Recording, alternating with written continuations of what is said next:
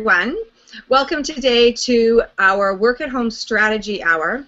Today we're going to be talking about photo editing, simple tips and tricks to creating powerful photos and images, graphics for your website. We're going to be talking specifically about using PicMonkey.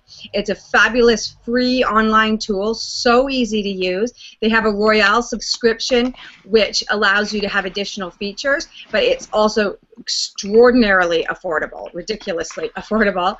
And so we're going to be walking through examples with that. We have Janice, my co-blogging twin at 5 Minutes for Mom with us. And then we have one of our good old-time blogging friends, Erika Mueller. Erika has blogged with us many times at guest posted for us at 5 Minutes for Mom, and she's actually one of our secret weapons behind the scenes. She's done lots of tech work for us, and she's also, throughout the years, created graphics for us when we'll be shouting out to her saying, quick, we need a button for this, or we need an image for that. She made lots of images for us.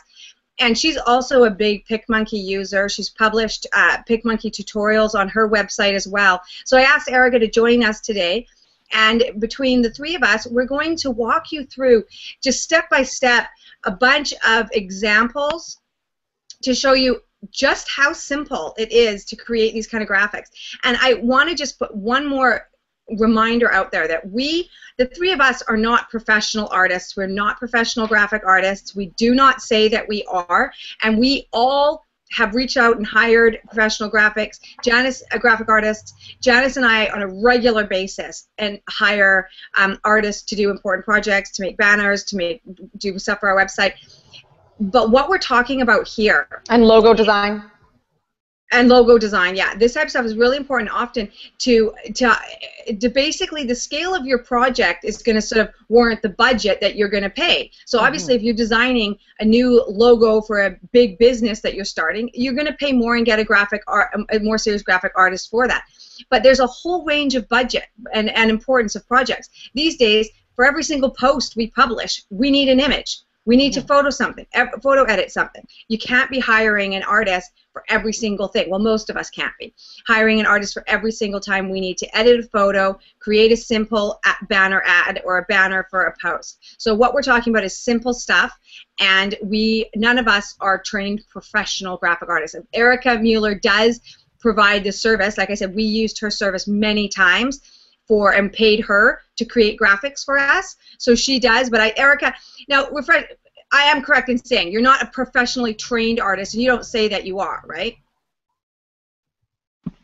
Yeah, I don't even tell people that I'm a graphic artist because I don't do stuff like from the ground up. I always start with a picture or a logo that somebody gives me. I have a good eye for design, but I don't have the know-how. Like, I have Illustrator and Photoshop and all of those things, and I still prefer PicMonkey. That's how awesome PicMonkey is, okay? But I still prefer PicMonkey. It is, Erika. I've been as you guys know, Blog Her. PicMonkey was our sponsor for Blog Her this past month, and so I regularly use PicMonkey. But in the last month, as we've posted 66 images so far that we've edited with PicMonkey, plus all of the different posts I've been building and all of the different. So I have upped my PicMonkey skills, baby. I mean, this has become. So last night I was creating an image for a photography workshop and some mini sessions that I'm doing, and I was using one of my images that I had created for a summer, So I was going back. So I opened the PSD file that I had done in Photoshop, and I was reworking it, reusing it, changing words and stuff to update it for this current project. And I was like, seriously, I should have just done this in PicMonkey because as when I'm explaining PicMonkey, there's a few really great things that PicMonkey does that in Photoshop it's just a little bit more a lot more complicated and a lot more steps. In Photoshop in PicMonkey you can just hit on something and all of a sudden it's active and you can do your text or do whatever. Whereas in Photoshop you have to remember to hit that layer, and when you're doing all these different texts and move this and align, and it took me so much longer last night. I'm like, seriously?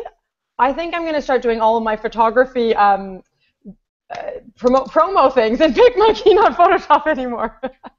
Yeah, took me so and much the other longer. cool thing about PicMonkey is it's so visual. Like on the left-hand side, when you're picking a font, you can see what that font is going to look like.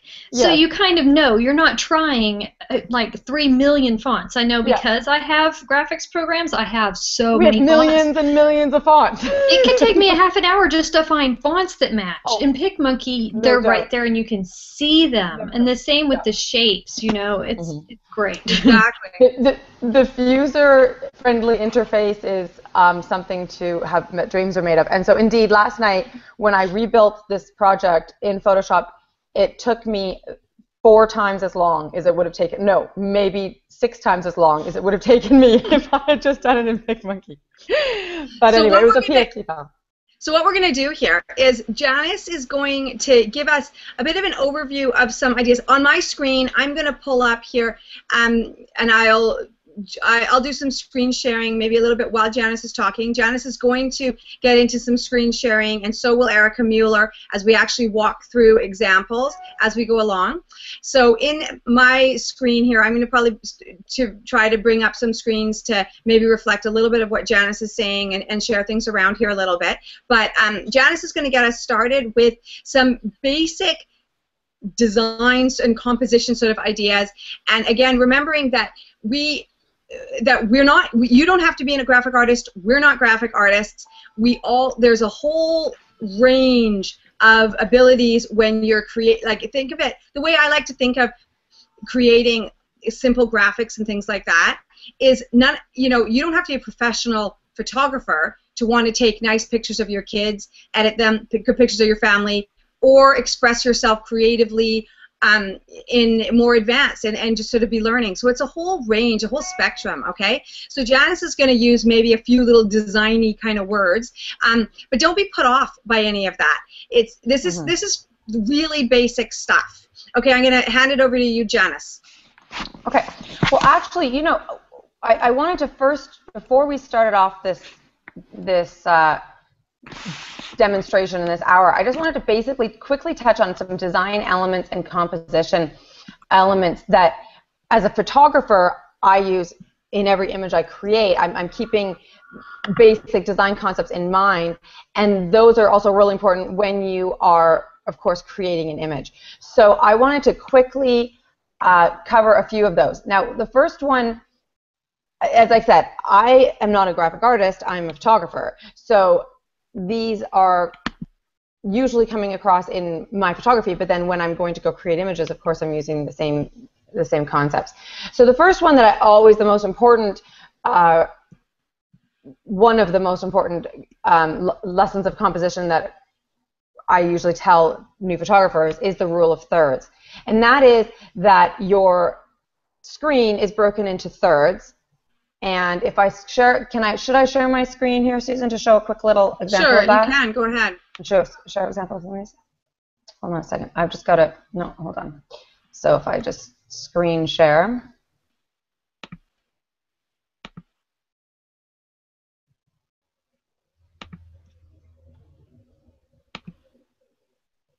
Tell me when you can see my screen. Oh, I'm not looking at it right now. I'm pulling up something else. Erika, can you see my screen? Ladies? Sorry. Yeah, I see your screen. Oh, yeah, there's my screen. Okay. Okay, so one of the as I said, one of the most important rules is the rule of thirds. And again, this is really basic photography stuff. And you can see I've applied this grid on top of this baby's feet. And that really can just quickly show you what the rule of thirds is. And it is basically that your subjects, your point of interest should fall in either one of the thirds of your photograph or your design, or even better at one of the connecting interceding points along that grid. So you can just think of a tic-tac-toe board over top of something. Now, again, when I am teaching about composition and design to new photographers, I'm always telling them, not every rule or design element should be present in every photograph, nor should it be present in every design. These are just some basic guidelines to fall back on in certain designs and pictures. So not all of them are going to be present in every photo or design, and nor should they, because then things could get out of control. So, but that is basic one, is rule of thirds. Another element that can be very striking is symmetry. So just as I said, there are times when the rule of thirds is not the best thing for an image. Sometimes creating symmetry in a photograph or a design is more powerful. Again, so that often applies when you're making a design element. Depth of field, we're not going to cover that since that's more photography. Space. In design, there is positive space and negative space. Often we call it white space. And that is that there's space where objects and shapes and forms exist, and then there's the negative, the empty space. And incorporating both, it really creates balance in an image, and especially in a design. So you'll notice when you look at advertisements and you'll look at people's designs, there's always a really powerful amount, or usually a very powerful use of negative space. And that's just really relieving on the eye and the brain, and it helps bring attention to what we're supposed to be looking at and just creates a balance. So that's really important to look at too. Again, we're going to skip over leading lines. Patterns, of course, in photography, it's fun to look for different patterns in life, and that can also apply in your photography or in different things that you're in your design making. And framing is something within photography that we often look at, is finding natural frames in a scene. And again, when you're designing, frames are very important, and we'll often in PicMonkey and in our designs, you'll see us using overlays of faded. We'll fade out an overlay, and we'll put that around the text to frame the text, to bring it out from the background. So that's a way that we use framing. Textures in photography, I'm talking about how we use light to create textures and emphasize or create or imply a texture in a photo. Obviously, when we're doing design, and we're going to show you how to apply textures, as they're called, onto our photographs, onto our designs or our photographs, which just enhance the texture of the photo or the design. Color, I really just wanted to touch on this again, because for us to remember that color has a profound effect on humans, and it evokes different emotions. And so pay attention to what colors are in your designs and what feelings you're trying to convey. Okay? And yeah, so that's where I'm just going to jump off from our from some basic design elements that I like to use as I'm approaching even design work. So, Erika, what do you focus? What are some of the main design rules that are playing in your brain, or that you often most see that you tend to favor in your work? Definitely, as I'm looking, if I'm making like a graphic for a blog post, I really try to find the images that look like a real photo, not like an advertisement, where it's all white behind. Okay. Because I like for my images, especially once you put them onto Pinterest, to look like a real photo, something that's beautiful. But I try to find things that don't have a massive amount of busyness in the background. A lot of the free stock images... Excuse me, I'm so sorry. It's okay. A lot of free stock images that you'll find are from amateur photographers or people who just don't really know what they're doing. And sometimes it's hard, but it pays to find the images that have either kind of a blurry background or a lot of white space that's unused, sky or something. Because once you start putting text on to a pattern or a texture, it can be very hard to read the text. And of course you have overlays, but that doesn't always... it's not always the best option. For example, I can show you a picture that I did a couple of days ago with PicMonkey. Let me see if I can start this one. Oh, that's great. Okay. And see, here's the hummingbird. Now, I didn't have to put an overlay on that one because the background is it's kind of blurry and clear, and it doesn't need one. Yeah, you have a lot of negative space to work with in that photo. So for sure, when you're looking for it, that photo, those photos, or taking those photographs, to remember to put that negative space in there, and that helps you for that. Yeah, otherwise, if you have something that's really busy, and I don't know how to switch between Another way to cheat for that. So say you've taken an image and you're like, oh, but I don't have all that negative space. Well, you can crop it. If you look at that image of Erika, you can do a unique crop, so you're not necessarily using your entire image. And in my photography, in my collage tutorial, Susan, can we share links here? Do you have your links shared? So on I do a video collage tutorial, and I showed them in that how I created for one of my, it was a collage, so I needed a space for my writing, and I grabbed part of a sky from one of my images and just blew that up bigger, cropped that, and used that as the background for a whole square in my composition and in my collage, and that's where I put my text. So you can cheat with your own photos like that, or if you're building a collage in PicMonkey, you can create a swatch or a background and make some negative space that way if you don't have it already in your photograph. So if in the element that you're looking for you don't have it naturally, think about creative crops you can do to it. In Photoshop, we often I'll extend, but that's a little bit more tricky on how to extend, but you can still do that in Photoshop. And maybe one day I will do a tutorial on how you can extend your background. That's what I'll do one day, because you can do it in Photoshop, and you can actually do it with using clone tool. Clone tool, you could do it. So create your own new negative space if you don't already have it. Okay, Erika, let me tell us what you were looking at. Okay, I was going to show an example of a really busy picture where I couldn't put the text on.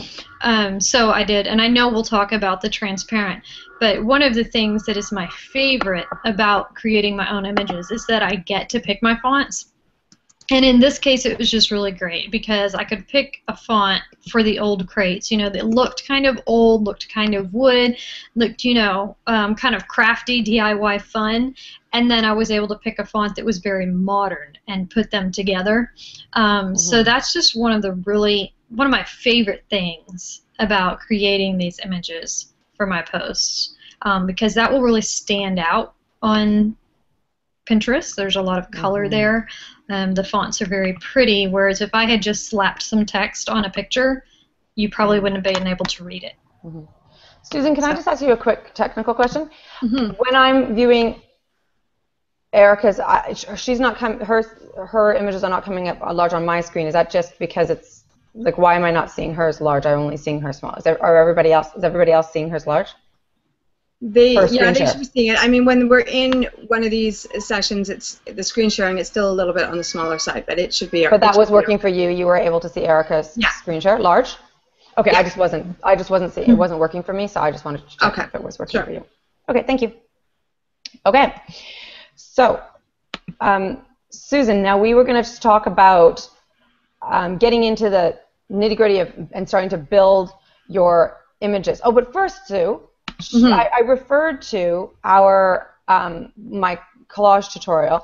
Yeah, let me just do a screen share, and I'm going to show our PicMonkey page here. Our resource page. That's what I was going to say. Why don't we talk about our resource page? Yeah, here. Let me just pull up this.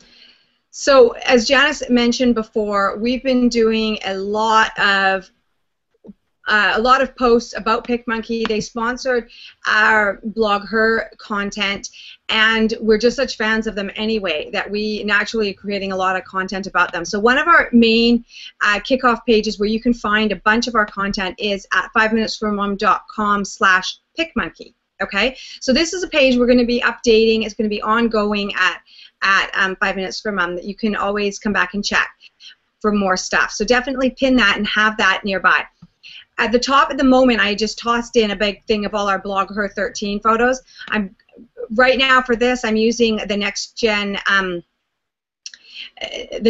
galleries, and I actually just noticed I had meant to share this in a smaller one. I'm going to be editing that so that it's not quite so long, and it's just going to be in a slideshow. But you can quickly, but having this on here right now, you can quickly see with our blog Her 13 photos what we did. Janice was there at the conference snapping tons of photos, a lot just with her iPhone, okay? Tons were with her iPhone.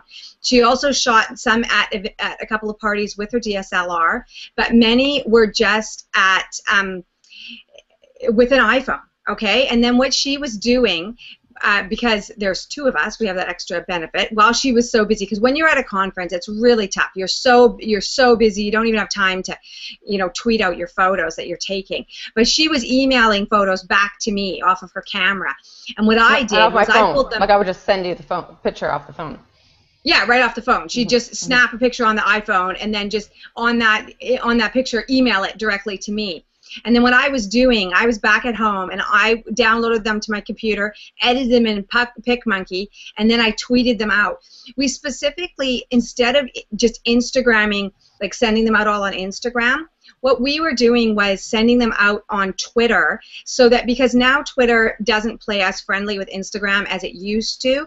So in Twitter, when you see actual photos in the photo stream, it's actually more powerful to upload your picture directly to the tweet if you want your tweet stream to see that photo right in their stream. So what we were doing to maximize our exposure for all the photos Janice was taking was, I would, like I say, I download the photo onto my computer, run it through some PicMonkey fun filters. I did a lot of different things.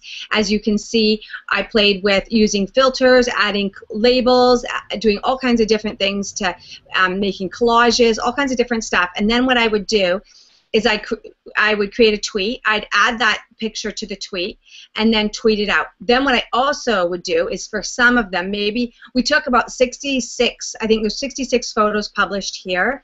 On Instagram, I Instagrammed about 25 of them. And what I did there, because we didn't want to actually just run these photos through Instagram, because we were doing extra work on them in PicMonkey. So what I did, to do a little tricky thing, is I actually uploaded those photos that I wanted to Instagram, and the reason I'm putting them through Instagram is just there to show them to my Instagram audience, because as we all know, we're building up audiences on Instagram. Even if we're not really wanting to use the filters on Instagram, we want to share those photos with those readers, or our audience who are on Instagram. So what I was doing is I would upload the photos to my Dropbox. Then I used the Dropbox app to pull it down onto the camera and then upload to Instagram. Obviously, that was extra steps. That was a bit of a hassle. But the reason I was doing that was because I wanted to share these specific photos with my Instagram audience, even though I wasn't Instagramming the actual photo, as in editing it in Instagram. So I did that for about 25 of the photos. Definitely those are some extra steps, but it's a little bit of a cheat, a little way around to get a photo that was edited in PicMonkey out to your Instagram audience. So again, just to review that, what I did was I used Dropbox, and you can get a Dropbox app on your phone that will just download the picture to your camera, to your camera, what gallery or whatever you call it, and then Instagram selected it in Instagram, but didn't actually edit it in Instagram. Just used Instagram to send it out to the audience. And then, so what we've done here afterwards. Can I just jump in and say one thing right there about so if somebody's wondering and going, well, why didn't you just use Instagram to edit your photo in the first place? Like, why are you going through all of this? There's a huge difference between Instagram and all of my different photo editing that I have on my phone. Like, I love my iPhone and I love my photo editing on there. I use numerous different photo editing tools, but PicMonkey is different than the photo editing tools on my phone. There are things that I can do on PicMonkey that I cannot do on my phone. Okay, so I don't have the control. That's like saying, well, why would I use Photoshop if I could just use my phone? No, PicMonkey is, I'm able to, as we'll show you later, I'm able to erase off those textures, those filters. I'm able to add text and labels and do all of these different things that I wouldn't be able to do on Instagram within one click, or even on the more robust photo editing softwares on my phone. It's just not. It's not the same thing. We're talking about apples and oranges. So that's why one would go, well, why would I do that extra step of taking it into PicMonkey? Well, if you wanted to do more to your photograph, if you want to have more control over your photograph, then that's why we would use PicMonkey. So yeah, exactly. So just back to this page right now, you can quickly, I won't have all of these photos spread on here for long. I'm going to put them into smaller slideshow so it doesn't show them, but you can just get a quick feel for the different types of things that we were doing. You know, you're putting them in a fun Polaroid kind of shot, putting fun labels and different things, fading out the edges, putting the photo captiony things on. So that's a bunch of those. So when you scroll down on this PicMonkey page, you'll get to a bunch of our tutorials. This is the tutorial Janice mentioned. You can link over to a tutorial on using the collage.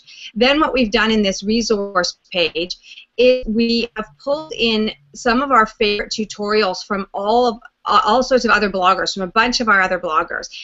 Here's one from Robin's World. I noticed Robin's on the call with us, and we've been chatting in the event there. But so you can click on one of these. So here, to get to how to make a digital photo collage by Robin, you can click on that. That'll take you right to Robin's site, and you'll get to tons of free tutorials. Okay, so we've got those, a whole bunch of tutorials linked up there, and we're adding, like Janice said, and Janice is doing a bunch of Camtasia type screen sharing videos these days that will really walk you through even more detail how to do all sorts of different things. So keep an eye on that PicMonkey resource page. Okay, we're cruising along for time here. We're almost halfway through. We also, just to throw that out there, I just published a post last night. We have not even added it yet to the resource page. Okay, yeah. A post on dealing with using the clone stamp tool, and I've already made, and I have not made the post, but it is in our YouTube photo, on our YouTube channel, a very detailed photo. A very detailed video on how I saved the flash photo. So the same photo that I used for the clone stamp tutorial when I removed something, I then took that photo. It was a flashy, not so great photo that I took at Blog Her, and then I walk you through. It's a 45-minute tutorial where I go through a whole bunch of different tools at PicMonkey, including applying textures, erasing off textures, filters, frames, cloning, burning, tons of different things as I work through this photo. And you see me in the video deciding as I'm going, what am I going to end up doing? I mean, I just brought this photo in, and you're right there with me. So it's a fun thing to see how much work and how long. And I fiddle a lot in it. That I'm like, okay, try this and not. And you can see different steps, and there's lots of different points where I could have stopped and said, okay, but I continued on and to show different tools. So that's a great tutorial. I have not published the post for that. That link is not live anywhere except for if you go to our 5 Minutes for Mom YouTube channel, you will see that Fix That Flash tutorial. That is up. So it's brand new, right off the presses. And those video tutorials and reading all of these other tutorials, and I even on the resource page, we also link to some of PicMonkey's, their tutorials off of their blog. And there's so much information there. And just like with Photoshop, there's tons to learn. With PicMonkey, there's tons to learn, and you can continue to increase your skills and move faster and create better projects, whether those are editing your own photos or whether those are creating header and graphics. And generally, a lot of the time, it's combining the two if you're a blogger, because even when we post photos, most of us are often putting overlays. Either you're adding your watermark. So there's great tutorials in there about how to make your watermarks, or you're adding text to try to help your performance in Pinterest.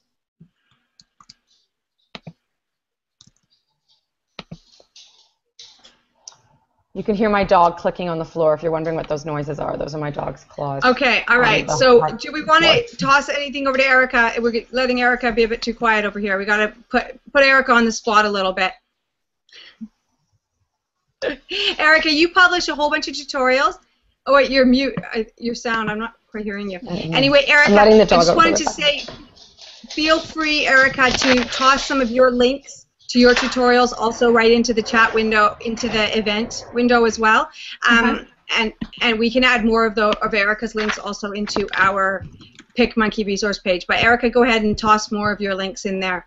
Now, Janice, where are we at right now? Do you want to start doing an example through PicMonkey right now? We're halfway through.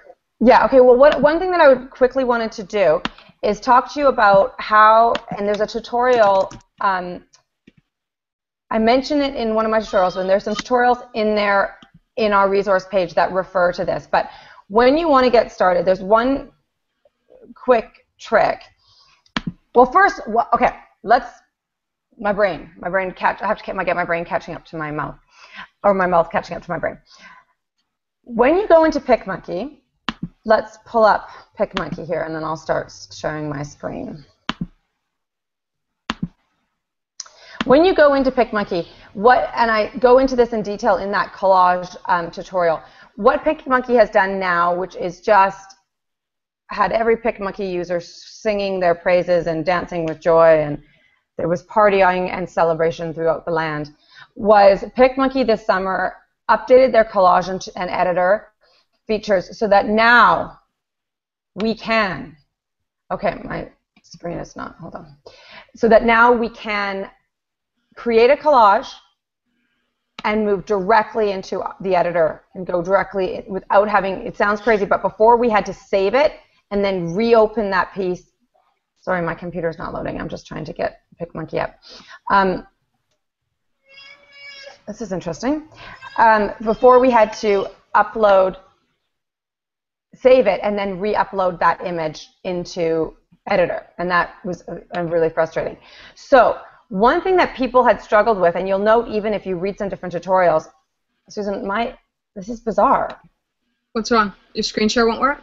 No, not my screen share won't work. Pages won't load. Like, I'm live with you guys. My internet's clearly working.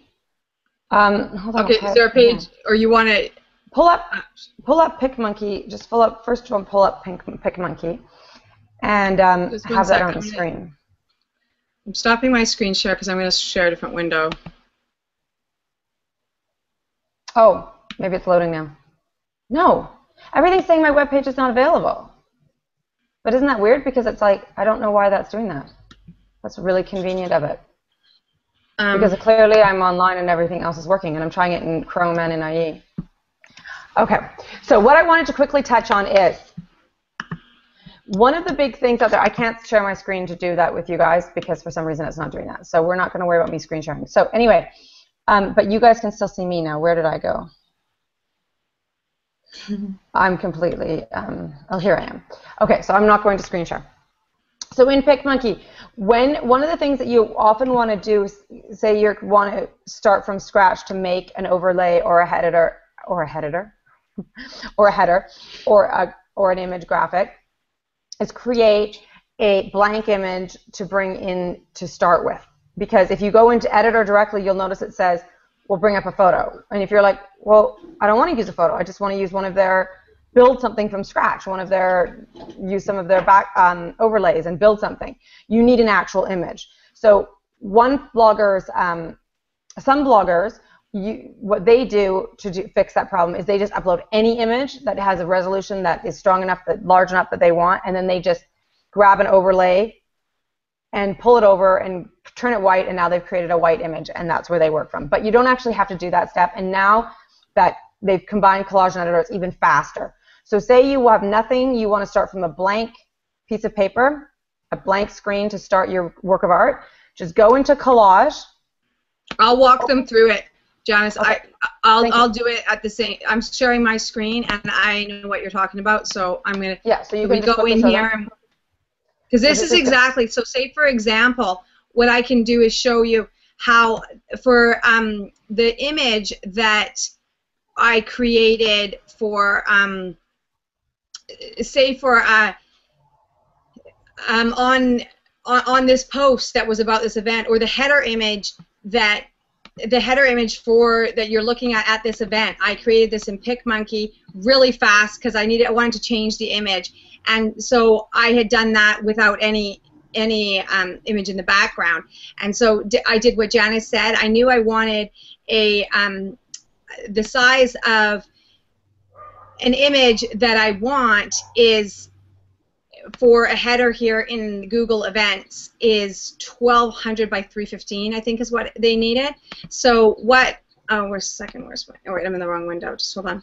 So what I did, and there's a million different ways that you can do this here, but you can just, I think the fastest way is when you're in, I think I had saved mine down, because what I've done before is just save this blank image at 2000 by 2000 and have that, and then I open that one up. But I think what Janice is saying here is that you can just go into edit. Is this what you're about to say, Janice? You go into collage. Yeah, I went to collage first, then I said open in editor. I'm now in editor, and then you can just crop it to the size that you want. Mm-hmm. So you can either do that 2 places. You can do that initial resize. Yeah, down at the bottom you can do it. You can do it right in collage, or you can just bring over a blank thing and crop it and resize it in editor. So there, now I've got the size that I wanted. And what I had done for the image, I'll be honest, the image that I made for this header, it's not my favorite. I had done it so fast last night. I had to quickly, we had technical difficulties with our last event, so I was remaking the event anyway. So I thought, well, I might as well make a header image through PicMonkey. Since we're talking about PicMonkey, I'll make a header image just using PicMonkey, and then I can show you guys that. So just to quickly show you what I had done there, and like I said, it's not my favorite, but I'll just quickly show you if you want what I'd done. I went in and made an overlay, and I first just made a geometric overlay. Then I just chose a square, because what I was just trying to do, come on. Sorry, it's just being a bit slow. Oops, now I've got two of them. Okay, so I made this overlay. I dragged it and made it big. Come on. Anyway, I made a giant oh, come on. I think PicMonkey's our sites, when we're screen sharing, when we're running Google Hangout, I think it's everything's slower. Yeah. Everything's slower, and it is not performing properly on our screens. Yeah. So don't be turned off by that. Yeah. It's just 1 second. Okay, Janice, I'm gonna let you talk for a second while I just try to get my thing working here. It's just not working. 1 sec. So finish what you were saying, Janice. Oh no. So basically, yeah, what we've covered that is we can bring in to our editor, and now once we're in our editor, the great thing about PicMonkey, and Erika can jump into and talk about how, is because they've given us so many different kinds of overlays to work with, you can transform all of your image, parts of it. You can put things on, like what Susan's trying to do right now in overlay. Okay, so yeah, so I'll interrupt here again to just quickly get back to what I was doing. So what I just did there was grabbed a rectangular overlay. I've just pulled it big over top. Then what I can do is you can change the color. So I clicked on here. I typed in, you can either use your, there's lots of ways to change the color. So you can change it in using this. You can use your eyedropper and pick it, or you can type it up here. So I typed in the background color for our headers, okay? So I did that, and then then what I did was I went down to, I think I did this. Can't even quite remember. But I think this is what here is called their textures. You have all kinds of fun textures. What I did is I went into this one here, and I think I just applied into this. bokeh? Again, everything is being very slow right now. I can't see your screen as well, but it's bokeh, right? You just went into bokeh? Yeah, I went into bokeh. Yeah, if it's super in slow mode, so it's not listening to me. Bokeh, or some people would say bokeh. But bokeh, if you don't know what that word is, and it's... Oh, I know. Oh, guys, I'll show you why that didn't work. Let me tell you. Okay, what I have to do is merge together those overlays. I mean, that overlay, and to make it flat. Otherwise, that bokeh wasn't listening to that image. Okay? So what I did here, I think so there, you flatten it. You use that little flatteny thing up there. Merge together all overlays and marry them to the photo. So sometimes you have to flatten it together to make the texture apply to it, okay? Or so also, then what I did... I'm just going to interrupt you there. When I'm designing things, often do not want to flatten because I want to be able to continue moving my overlays. So important with overlays is you can right-click on your overlay or your text or whatever it is you're doing, and then a whole bunch more options. So you can say send to back or send to forward. So you can click on that and bring it forward. Sometimes if you can't get to one because the other one's on top of it, you sometimes have to like physically just move it over, get to the other image, go right-click, get to send to backward or whatever, and then boom, bring my other one back on top. So I'm sort of fiddling around with that just to be able to get that. And then also another tip when you're doing that, which is a fun tip, is when you're creating text and you're putting text on top of overlays, and then you've got this problem that you're moving things around, and then you want to go and click on your text, but you can't get your text because it keeps hitting your overlay. So one thing that I do when I'm making my text to fix that problem is I will extend my text frame, even though my words aren't going, but so I know that I have an extra thing hanging way over so I can grab it easily and move it. So just so that it's bigger. Like, yeah. the Okay, text so isn't bigger, but the box is bigger. Because that's annoying thing when you're working with overlays, is that sometimes you're like, I can't get to this overlay. And so just realize you can move your overlays around, shuffle them, right-click to send it to back. You can right-click to duplicate that overlay, and that's how you can make shadows, or say I'm doing arrows in my post that I published yesterday about how to clone stamp. In my post, you'll see I did a bunch of screenshots, and then I put arrows.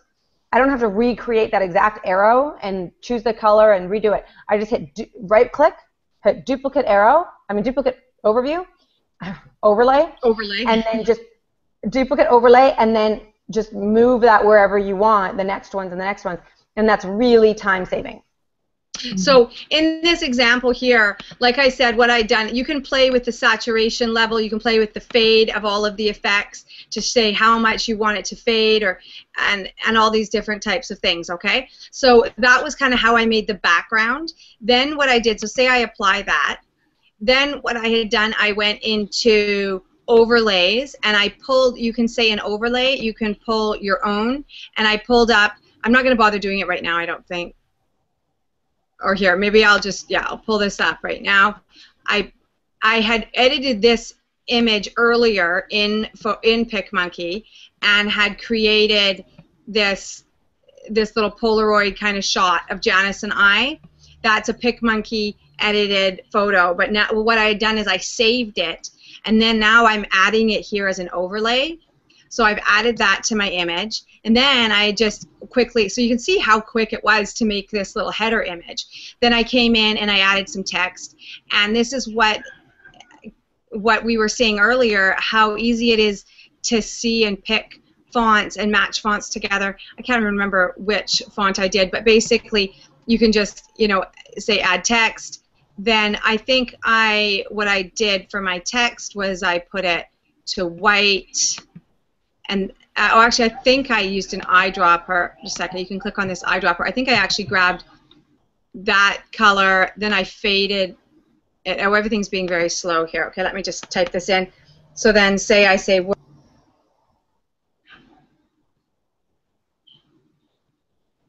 show you how I work with this. Then you can click on that, and you can click and drag it like this to make it big.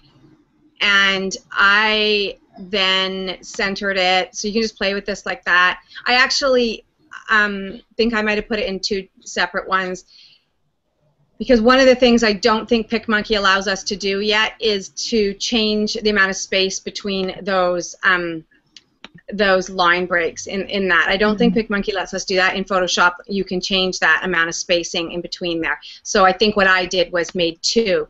So what I would have done probably is once I had the color or size or whatever I wanted, I would have done what Janice said and do the right click and say duplicate text. So I had it exactly the same. Then I typed in strategy, this, and then just moved it. Oh, I was on the wrong screen. Oh, darn it. The whole time I was doing that, I had forgot I'd left it on Janice. Ah, so hard to remember. Okay, sorry guys. Oh, it wasn't large, you mean? Oh yeah, it wasn't showing on the top screen. So darn it. Anyway, what I was just showing there. So sorry about that. You were seeing Janice instead of my screen, which is very annoying. Unfortunate. I apologize. Yeah. So anyway, what I just did there was right-click. I'll just delete that and do that. And when I added the text, changed the font, the font of it. I centered it. This fade you can change. See, so instead of having it bright white on there, this for fun, I could have had it bright white, but I just kind of faded it for fun. Fading is so important. The most important tool that you will use on PicMonkey is fade. You'll fade it. Yeah, it's amazing. You're fading all so I did duplicate. I did duplicate text. Then I typed here strategy. The reason I'm saying I did pieces of text was because PicMonkey doesn't at this stage allow us to change the amount of space between the lines, so sometimes it gets too broken out. But anyway, you just add text like that. So I'm going to toss it over to Erika. Erika, why don't you show us how to do some fun effects with text, how the shadowing. I think shadowing is a nice, you had mentioned, I know you have a tutorial on that. Could you quickly, I know time flies so fast here. We're already at 10:47. Can you quickly walk us through an example of doing maybe shadowed text or something fun like that? Yeah, I can work on that. They don't actually have a text shadow tool that I know of. Exactly. So there's a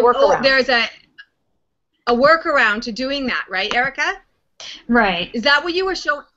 Do you know what I'm talking about? Yeah, I know how to do it. I haven't actually made a tutorial on it yet, but I can definitely. Okay, well, don't worry. We don't have to do that right now. If that's a longer process, just maybe, Erika, what is a quick thing that you'd like to show everyone right now? Whatever is a fast one you want to show. I think probably doing the overlay, because I've had a lot of people say, now how in the world do you do those sort of transparent overlays on your photos? I'm asked that so much that I think it would be really good to just go ahead and show people how. As you get ready to show that, I'm just going to put out a little note here. There is a tutorial in the resource page that does by another blogger, and I can't remember which blogger right now, but she was one of our guests on our PicMonkey Twitter party, and it does give a tutorial in there about how to create shadow text. PicMonkey does mention it as well on its blog, and basically what you're doing is you are just duplicating your text, moving it, and changing the opacity to create that shadow. And so there are more details about that if you guys want to look into that, and I'm sure Erika will write another tutorial on it as well. Yeah, I will. Let me go ahead and see if I can get my PicMonkey to share here. Hopefully it'll work faster. Okay, can you guys see my screen now? My computer won't even work right now. All I can get is, at least I have this up right now. Everything else is crashed. Oh, no. I can't believe I'm still being seen, because nothing else is working on my machine right now. My entire internet is crashed. I don't know. Okay, all right. We see your screen, Erika.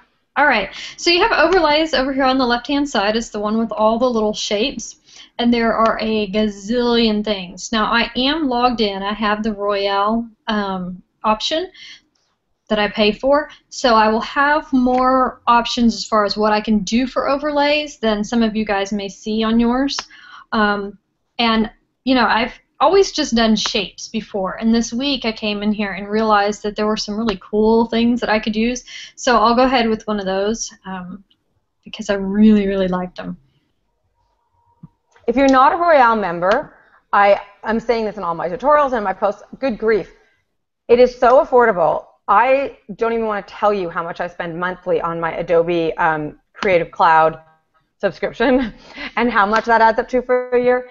PicMonkey is so affordable. It's like $33 a year, I think, or like $5 a month. It's ridiculous.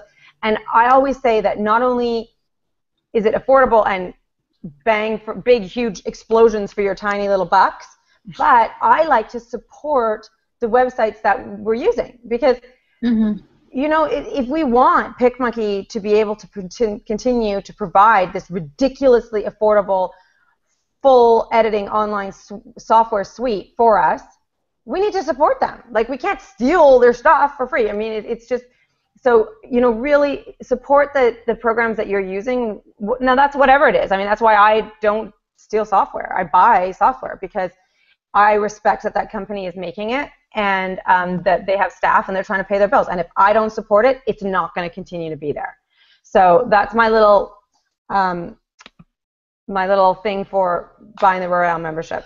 Okay, so we see here on Erika's screen. You should be seeing Erika's screen right now, and she's in what they call Victorian labels. And I use some of these as well, some of these labels on our blog, Her Photos, to identify who was who in the pictures. That was one of the tips that I had mentioned. It's nice to be able to label who's who in conference photos. Go ahead here, Erika, and show us what you're doing. Okay, so you can do this with any of the overlays or even a picture that you upload. Usually I use just a plain rectangle, but we'll go ahead and try this. So you just click on it once, it shows up on your picture, and you can make it whatever size that you want. Oh, this one's got a skull and crossbones. How nice. So you just make it the size that you want, and then you can change the color just, you know, whatever you would like, and purple's kind of pretty with the water.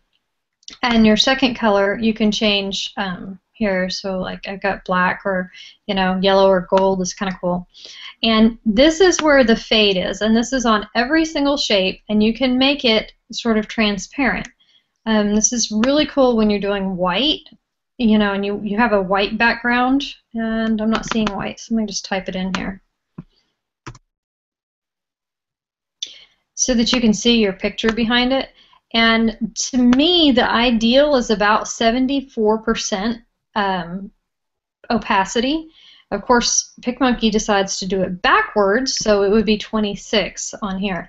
But that just, it lets the picture shine through, but it provides a nice clean background to put your text on top of. So if we want to do the text just real quick, like they were talking about doing a shadow on some text, let's just find a cool font here.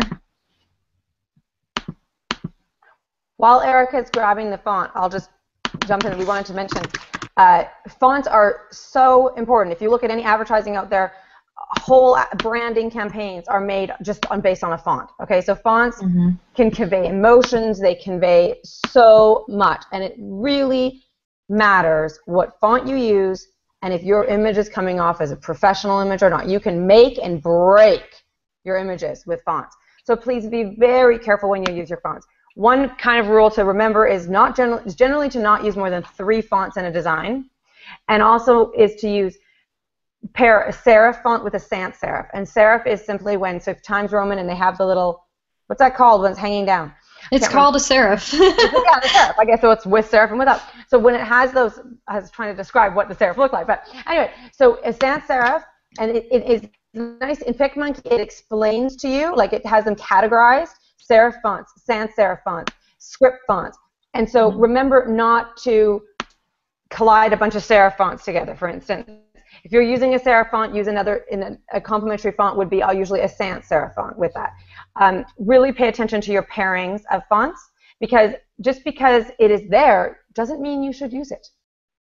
Okay, yeah. So, yeah, exactly. And there's different posts. We have some different posts linked into our tutorials, I think even about pairing, about what pairing choices and stuff like that. Laura Franklin, Lolly, wrote a post that's in there about choosing fonts for your photos. Yeah. Okay, so back to you, Erika. All right. Sorry, Erika, I just wanted to get that out while you were getting your technical stuff going on. That's all right. So let's say I've got a bit of text and I want to make a shadow. There's no just drop shadow button. So oops, undo. I hit the wrong thing. Okay. So right click font. You can select the font. So that's what she's struggling with there, is what Janice said. Sometimes you'll struggle with trying to select the font because your overlay's in the way. So move your overlay out, yeah. And so what she just did is what I sometimes do is just move that overlay out of the way. A tip is, so what I was saying before is if Erika goes down, she's just done that tip. There you go. She's just done what Janice suggested. And then it's like your pot handle. It's just the handle on the pot. Yeah. And so now you can move it without getting burnt. Yep. So now, and actually, it's not letting me. Sometimes, and I've noticed PicMonkey occasionally. Oh, here, duplicate. Yeah, sometimes occasionally, I've had freaky weird things happen, as all software will do, where it will not allow me to get my right click. I was building an image last night for my post, and I had right clicked and duplicated and been doing everything fine. And then later in my image, I made a new overlay, and it didn't duplicate, and it wouldn't. All right, okay, so Janice, I just have to jump. I have to interrupt you. Sorry. All right, so Erika has made the second, so she's done a duplicate text. She's got the same text. She created. So you tell us, Erika, there what you did with the color of the second one. What did you do? I just made it a lot lighter. I brought the over here on the left-hand side and made it a lot lighter, and I won't make it too light because we want to be able to see it. Yeah. And then the other thing that I'm going to do with this, send it backward so that it's behind the black font instead of in front of it. Yeah. So again, so what she's going to do here is right-click, I think, and say send backward. Right. And so now I've got it behind the black font. And I want to move this one. So I want to get it lined up to where it's just barely dropped under. And you'll be able to see here in just a second. Oops.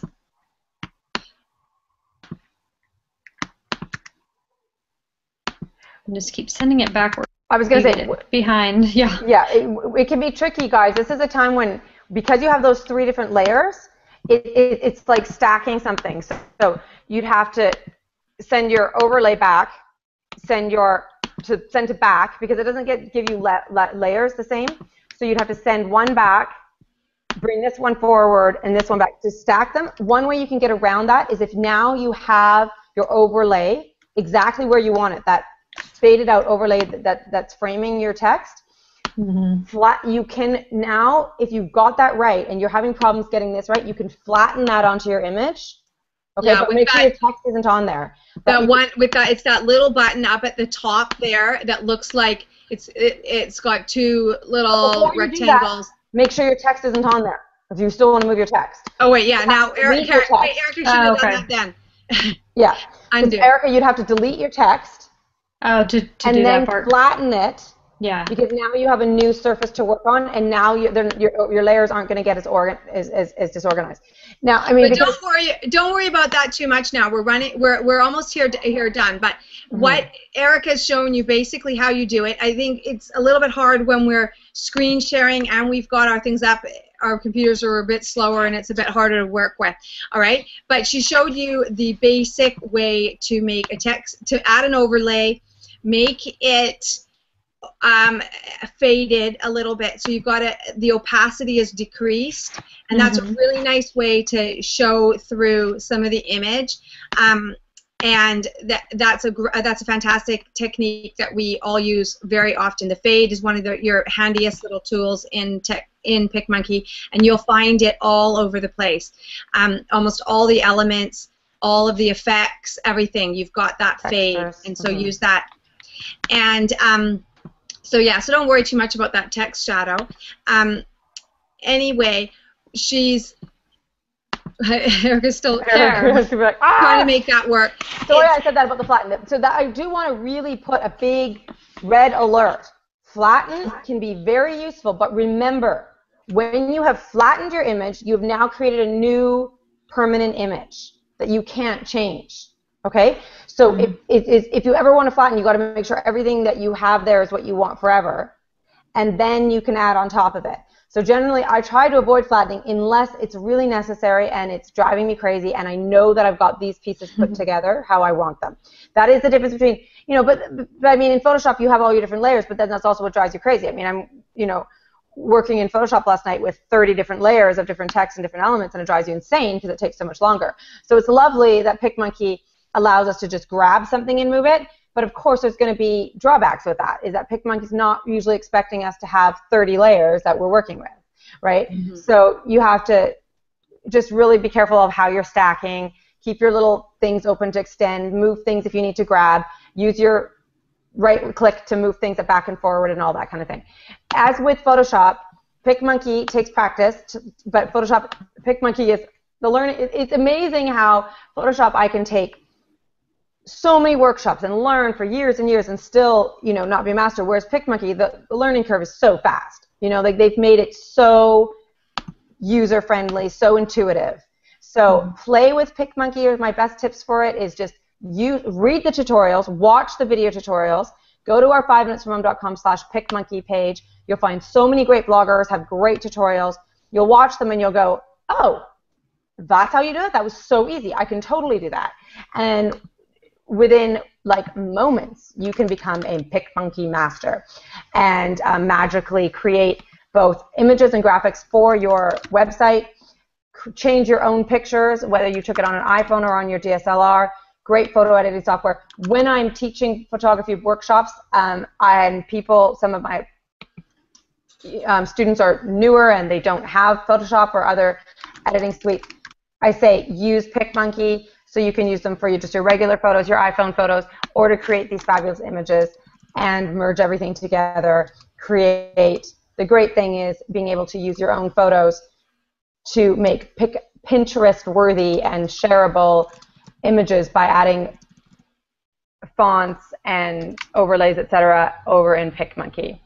So play, read tutorials, practice. You'll get better. You'll learn your own tips and tricks too, and you'll write posts, and you can link them up. That's the other thing, is the PicMonkey resource page is for you, not only to find tutorials, but post your own tutorials. We have a linky in there, and if you have a really great post you want us to feature higher in the section on the page, let us know. Excellent. All right. Well, thank you all so much. Our strategy hour is coming to a close here. We are meeting. I think we're on our 12th strategy hour session. We run these every 2 weeks, where we cover different topics that are important to work-at-home moms. Some of them are related to various ways of different businesses, different things that help you, whether you're running a blogging business or another type of business. We are very open to what topics you want to hear about. So definitely, if you've got a request for something you want us to cover, or if you've got something and you'd like to share, you'd like to join us as a guest, reach out to us. We'd love to feature you. We at 5 Minutes for Mom are all about bringing moms together, featuring other moms, and so we'd love to have you as a guest if you've got something to share with other work-at-home moms. So thank you again. Find more about PicMonkey at 5minutesformom.com/PicMonkey, and for more about these strategy hours, 5minutesformom.com/strategy. What was that, Janice? And of course, PicMonkey.com, P-I-C. Yes. M-O-N-K-E-Y, P-I-C. Excellent. Thank you very much, Erika, for joining us. Thank you all, and we will sign off now. Bye-bye. Bye.